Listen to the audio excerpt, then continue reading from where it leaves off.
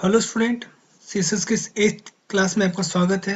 तो आज हम बात बैकग्राउंड प्रॉपर्टीज और प्रॉपर्टी रिलेटेड टू मार्जिन और पैडिंग्स की बात करेंगे, क्योंकि पिछले क्लास में हम लोगों ने फॉन्ट प्रॉपर्टी और टेक्स्ट प्रॉपर्टी देखा था।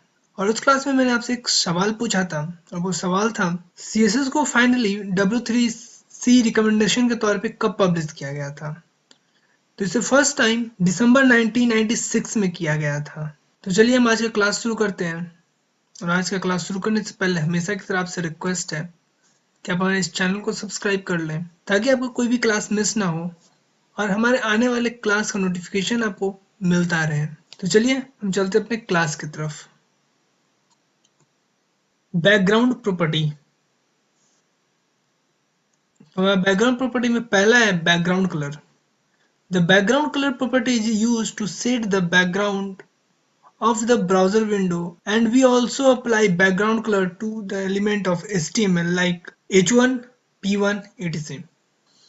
हम बैकग्राउंड कलर का इस्तेमाल अपने ब्राउजर विंडो को बैकग्राउंड प्रोवाइड करने के लिए करते हैं।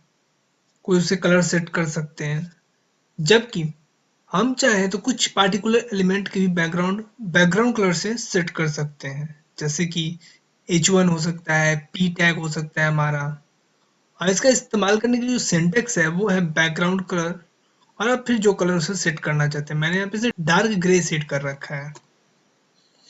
Background image. Background image property is used to insert a image as a background in web page. अभी मैंने आपको जैसे बैकग्राउंड कलर के बारे में बताया, उसी तरह से बैकग्राउंड इमेज है। बैकग्राउंड इमेज की मदद से आप अपने ब्राउजर विंडो के ऊपर बैकग्राउंड के तौर पे कोई इमेज को यूज कर सकते हैं। और बैकग्राउंड इमेज का इस्तेमाल करने के लिए सिंटेक्स है बैकग्राउंड इमेज और यूआरएल। यूआरएल में आप अपना, अगर आपका इमेज जो है वो अगर लोकल में सेफ है तो आप उसका पाथ यहाँ पे डिफाइन करें, और नहीं तो आप इसे इंटरनेट से यहाँ पे कोई भी लिंक लाकर पेस्ट कर सकते हैं। Repeat background. The background repeat property is used to control the behavior of repeating the image both horizontally and vertically. अभी जैसे कि मैंने आपको ऊपर बताया कि आप बैकग्राउंड के तौर पे कोई इमेज का इस्तेमाल कर सकते हैं, पर क्या होगा अगर हमारा इमेज छोटा हो हमारे ब्राउजर विंडो से, तब उस कंडीशन में हमारा जो इमेज है वो हॉरिजेंटली और वर्टिकली रिपीट करने लगेगा। तो इसके लिए हमारे पास 4 वैल्यू हैं। The 4 different value of background repeat are, जिसमें है repeat X, repeat Y, repeat और नो रिपीट। तो हम पहले बात करते हैं रिपीट एक्स की। अगर हम अपने कोई भी इमेज को हॉरिजेंटली डायरेक्शन में रिपीट करना चाहते हैं तो आप रिपीट एक्स का इस्तेमाल कर सकते हैं। रिपीट वाई, अगर आप कोई इमेज को रिपीट वाई करना चाहते हैं, मतलब आप अगर किसी भी इमेज को वर्टिकली डायरेक्शन में रिपीट करना चाहते हैं तो आप रिपीट वाई का इस्तेमाल कर सकते हैं। और अगर आप दोनों हॉरिजेंटली और वर्टिकल दोनों ही डायरेक्शन में रिपीट करना चाहते हो आप तो रिपीट का इस्तेमाल कर सकते हैं, और इसका इस्तेमाल नहीं भी कर सकते हैं क्योंकि ये बाय डिफॉल्ट होता है। और नो रिपीट, अगर आप चाहते हैं कि आपका इमेज रिपीट ना हो तो इसके लिए आप नो रिपीट का इस्तेमाल करेंगे।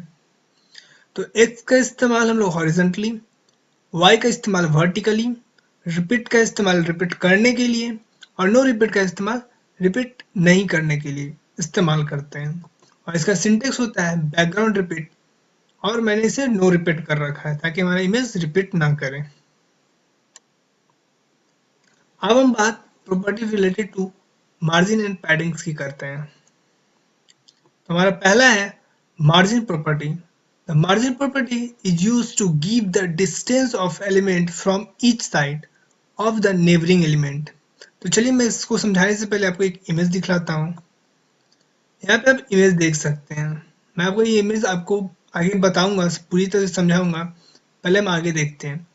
Margin top, margin left, margin bottom and margin right is used to set the margin top, left, bottom and right respectively. अभी मैंने आपको जो बताया वो आपको कुछ समझ नहीं आया होगा, तो चलिए मैं आपको उसे डिटेल में बताता हूँ। आप इस इमेज को देख रहे होंगे, ये हमारा कंटेंट है। वो कंटेंट हमारा हेडिंग हो सकता है, पैराग्राफ हो सकता है, कोई इमेज हो सकता है। और मार्जिन का मतलब होता है कि हम कुछ डिस्टेंस देना चाहते हैं किसी पार्टिकुलर इमेज से, या उसके जो आसपास इमेज है या उसके आसपास जो टेक्स्ट है उससे। तो उसके लिए हम लोग क्या करते हैं, उसके मार्जिन को सेट कर देते हैं। जैसे कि यहाँ पे देख सकते हैं, यहाँ पे margin bottom, margin right, margin top, margin left. आप सबसे पहले इस बॉर्डर को देखिए। बॉर्डर जो आप दिख रहा है आपको, ये जो बॉर्डर से हमारे ऊपर होता है वो मार्जिन होता है। मतलब आप जो भी स्पेस देंगे वो यहाँ होगा। आपके कंटेंट के आसपास स्पेस नहीं, इस बॉर्डर के ऊपर स्पेस बढ़ेगा। ये मैं आपको आगे प्रैक्टिकल करके बहुत क्लियर समझाऊंगा, क्योंकि ये थोड़ा कॉम्प्लिकेटेड है। जैसे मैं आपको क्लियर करूंगा आगे प्रैक्टिकल क्लास में। तो अगर आप मार्जिन का इस्तेमाल करते हैं तो ये 10 पिक्सल मैंने यहाँ पे दे रखा है। इसका मतलब है कि ये जो दूरी देख रहे हैं आप, ये 10 पिक्सल की हो जाएगी चारों तरफ से। और अगर आप चाहते हैं कि केवल टॉप पे हो या आप चाहते हैं केवल बॉटम पे हो, तो आप इसे मार्जिन बॉटम का इस्तेमाल करेंगे और वहाँ पे आप 10 पिक्सल देते हैं। तो ये सारा हमारा 0 0 0 रहेगा और हमारा जो मार्जिन बॉटम होगा वो केवल 10 पिक्सल की हो जाएगी। उसी तरह से टॉप, लेफ्ट, राइट आप सेट कर सकते हैं। और आप चाहते हैं कि हमारा जो सारा मार्जिन हो वो अलग अलग हो। मतलब कि टॉप हमारा 10, राइट हमारा 20 और बॉटम आपका 30 और लेफ्ट आपका 40 हो। तो इसके लिए आप क्या करेंगे, मार्जिन लिखने के बाद यहाँ मैंने 10 पिक्सल लिखा, आपको इसके बाद एक स्पेस देना है और उसके बाद फिर आपको अपना 20, फिर 30, 40 पिक्सल्स आपको लिख देने हैं। इससे क्या होगा, जो हमारा पहला होता है वो हमारा टॉप होता है, फिर राइट, फिर बॉटम और फिर लेफ्ट।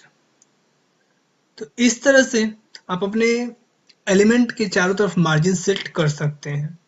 इस मार्जिन से क्या होगा कि हमारा जो दूसरा एलिमेंट है उससे हमारे जो एक एलिमेंट है उसका दूरी बन जाएगा। तो ये मैं आपको आगे प्रैक्टिकल क्लास में और भी डिटेल में समझाऊंगा। तो अभी हम बात करते हैं पैडिंग प्रॉपर्टी की। Padding property, the padding property is used to give the space around the content. अभी आपने देखा ऊपर में मैंने आपको बोला कि आप अपने एलिमेंट को दूसरे से दूसरे एलिमेंट से स्पेस देने के लिए मार्जिन का इस्तेमाल करते हैं, जबकि पैडिंग प्रॉपर्टी का इस्तेमाल आप अपने कंटेंट के चारों तरफ स्पेस देने के लिए करते हैं। Padding top, padding left, padding bottom, and padding right is used to set the margin on the top, left, bottom, right respectively. इसी तरह से आप पैडिंग दे सकते हैं चारों तरफ अपने कंटेंट के। ये आपका कंटेंट है, ये कंटेंट आपका H1 हो सकता है, H2 हो सकता है, कोई पैराग्राफ हो सकता है, कोई इमेज हो सकता है, कुछ भी हो, आप उसके चारों तरफ पैडिंग दे सकते हैं। ये आपका कंटेंट और ये कंटेंट का बॉर्डर। कंटेंट के बॉर्डर के अंदर आपको पैडिंग देना होता है और ये कंटेंट के बाहर आपका मार्जिन होता है। तो आप इस तरह से मार्जिन और पैडिंग को सेट कर सकते हैं। इसका भी सिमिलर है, टॉप, राइट, बॉटम और लेफ्ट। अगर आप चारों को एक साथ अप्लाई करना चाहते हैं तो उसी तरह से 10, 20, 30, 40 पिक्सल। और फिर अगर आप किसी पार्टिकुलर एरिया को देना चाहते हैं, मतलब कि आप टॉप को देना चाहते हैं या केवल लेफ्ट को देना चाहते हैं, तो पैडिंग टॉप या पैडिंग लेफ्ट इक्वल टू आपको 10 पिक्सल करना होगा। तो बिल्कुल ये सेम है, पैडिंग मार्जिन सेम है, बस दोनों में डिफरेंट ये है कि एक हमारा बॉर्डर के बाहर होता है और एक बॉर्डर के अंदर होता है। और पैडिंग हमारे कंटेंट के चारों तरफ स्पेस बनाता है, जबकि मार्जिन हमारे दूसरे एलिमेंट से एक एलिमेंट की दूरी को तय करता है। तो हम आ चुके हैं आज के अपने क्वेश्चन टाइम में और आपसे मेरा पहला सवाल है, बैकग्राउंड रिपीट एक्स। यहाँ पे बैकग्राउंड रिपीट हमारा सिंटेक्स है और इसका वैल्यू है repeat image in which direction. जो हमारा इमेज है उसे किस डायरेक्शन में रिपीट करता है, vertically, horizontally, both vertically and horizontally और नॉन ऑफ एबव। तो आपको अगर इसका आंसर पता है तो आप इसका आंसर कमेंट में मेंशन करें। तो चलिए मैं आपको इसका आंसर बता देता हूँ। तो इसका आंसर होगा हॉरिजेंटली। एक्स डायरेक्शन हॉरिजेंटली होता है, इसलिए हमारा जो वैल्यू होगा रिपीट एक्स वो हमारे इमेज को हॉरिजेंटली रिपीट करेगा। तो आपसे दूसरा सवाल है, the background image property is used to insert the.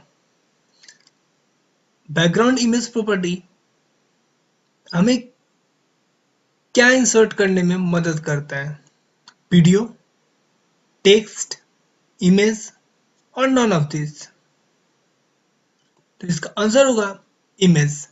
Background image property हमें इमेज इंसर्ट करने में इस्तेमाल होता है। तो हमारा तीसरा क्वेश्चन है, margin property give the space on. हमारा जो मार्जिन प्रॉपर्टी है वो किसी स्पेस देता है? Top, bottom, all direction, none of this. तो मैंने अभी आपको बताया था कि हमारा जो मार्जिन प्रॉपर्टी होता है, जो केवल मार्जिन, वो हमें ऑल डायरेक्शन में मार्जिन देने के लिए इस्तेमाल किया जाता है। आप केवल मार्जिन लिख के अपने सारे डायरेक्शंस को मार्जिन प्रोवाइड कर सकते हो। तो मेरा चौथा सवाल है, the padding property is used to give the space around. जो हमारा पैडिंग प्रॉपर्टी है वो किसके चारों तरफ स्पेस देने के लिए इस्तेमाल किया जाता है? Element, border, letter, all of the above. तो इसका आंसर होगा एलिमेंट। वो हमारा कोई एलिमेंट हो सकता है जिसके हम चारों तरफ स्पेस को पैडिंग प्रॉपर्टी की मदद से तय करते हैं। तो आज आपसे मेरा सवाल है, what is the full form of W3C? तो आपको इसे रिसर्च करना है और आपको कमेंट में बताना है W3C का फुल फॉर्म क्या होता है। अगर आपको आंसर पता है तो आप आंसर कमेंट में मेंशन करें, और अगर आपको आंसर नहीं पता तो मैं इसका आंसर आपको अगले क्लास में बताऊंगा। तो इस क्लास में इतना ही। Thanks for watching. Subscribe our channel to get such video tutorial and chapter wise playlists, and for more detail visit our site www.zeaworld.in. Thank you.